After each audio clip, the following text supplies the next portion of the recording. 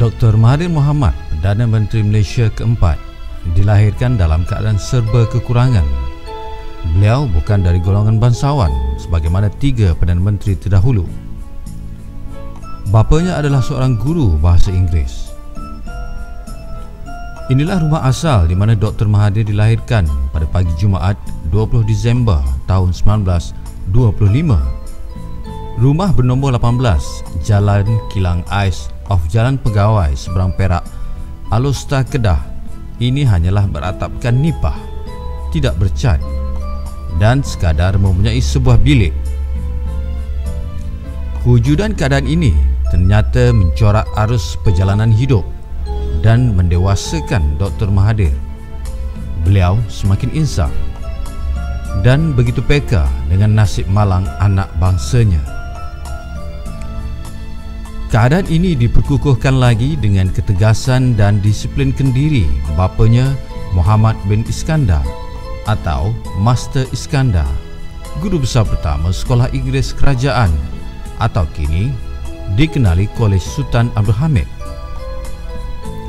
Pembentukan janti diri serta sifat kasih sayang kepada bangsanya turut diterima dari asuhan ibunya, Wan Tempawan binti Wan Hanafi, dari jurai keturunan Wan Su, Datuk Temenggung, Kulat Bukit Lada, serta ada pertalian darah dengan Wan Mak Saman, pengasas terusan Wan Mak Saman. Si apa, kalau barang apa dia kata nak buat tu dia nak buat lah. Kalau orang kata tak boleh, kata apa tak boleh, dia nak buat sampai jadi boleh. Jadi lagu tu dia kecil-kecil apa dia mau buat juga. Dr. Mahathir Mohamad adalah anak bongsu daripada 10 adik-beradik, 6 lelaki dan 4 perempuan.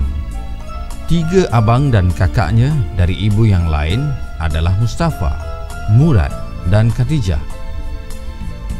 Sementara 3 kakaknya, Rafi'ah, Juhara dan Hafsah, dari ibu yang sama, dan 3 abangnya, Mahadi, Masyahur dan Omar, adalah adik-beradik seibu sebapa. Nama timang-timangannya adalah Cik Ded. Beliau menerima pendidikan awal di sekolah laki-laki seberang Perak, Alusta, Kedah pada tahun 1932. Rakan sekelasnya seramai 22 orang dan gurunya bernama Cikgu Omar. Pendidikan agama dan Al-Qurannya diterima daripada Ustaz Zakaria Muhammad Noor. Pada tahun 1934, beliau melanjutkan pelajaran aliran Inggeris di Sekolah Inggeris Kerajaan.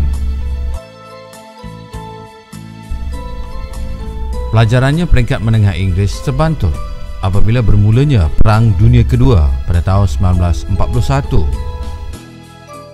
Masa Jepun masuk, jadi duduk sekolah, masa Jepun kena berhenti sekolah.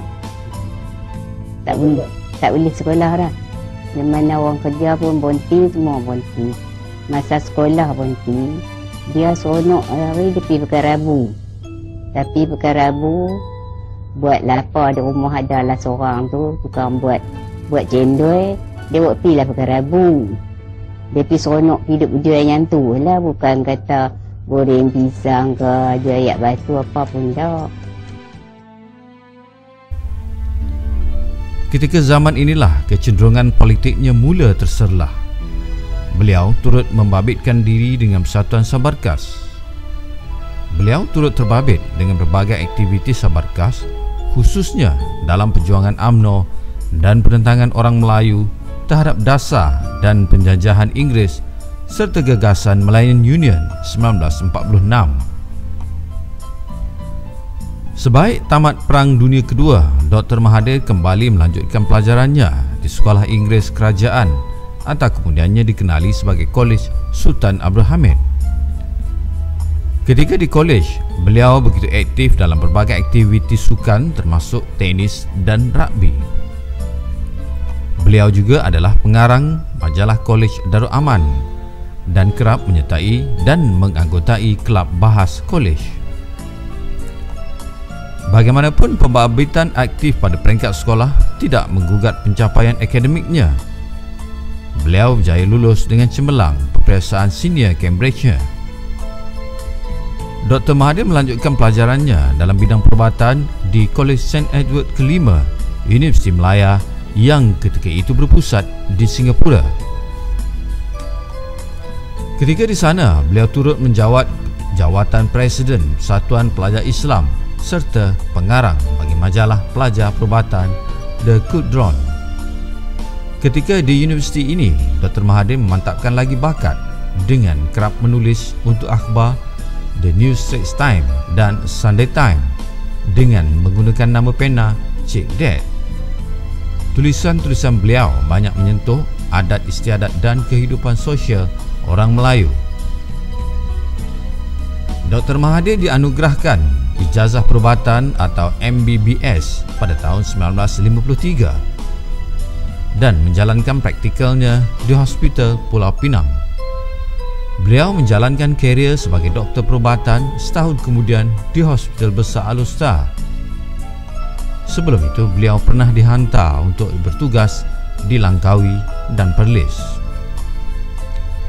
Pada 5 Ogos 1956, beliau mendirikan rumah tangga dengan Dr. Siti Hasmah binti Muhammad Ali selepas bertunang selama 3 tahun.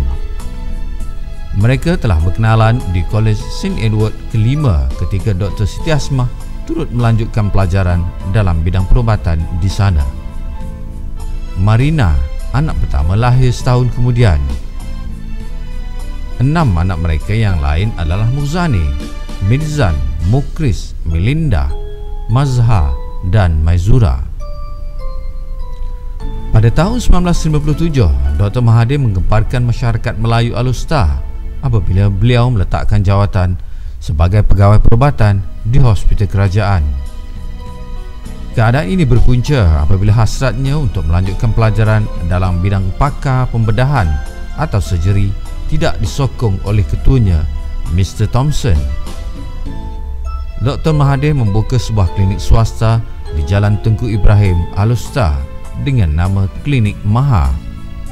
Ketika itu hanya terdapat 5 buah klinik swasta di Al-Usta dan klinik beliau adalah satu-satunya klinik swasta milik orang Melayu. Pada tahun 1959, Klinik Maha berpindah ke Pekan Melayu apabila perniagaan beliau bertambah maju. Pasien tu kalau yang orang susah tu dia tak kira apalah, dia pakai free lah. Kat orang susah tu. Kalau orang pandai pun dia pergi lah kat rumah orang.